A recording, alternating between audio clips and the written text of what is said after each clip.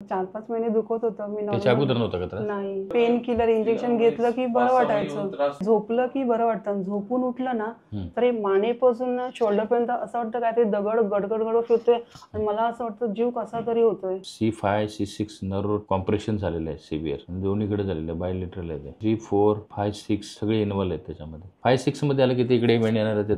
C4 C5 बघा, हा दिसतो तुम्हाला इकडे बघा, इथे 2 ठिकाणी, ह्या दोन्ही ठिकाणी तुमच्या नसावरती प्रेशर येतं. फायनल प्रोसेस इकडे फिरलेला आहे पूर्ण बघा. C4 C5 C6 रोज रिलॅक्स. फिरवा मान आता दोन्हीकडे, बिंदास फिरवा. इकडे फिरवा. किती कमी झालं पेन? लागली पूर्ण फिरायला आता? खाली पण बघा, आता वर बघा. ओके, चलो पोटावर झोपा आता. बस उठा बिंदास, भीती नाही घ्यायची मनात.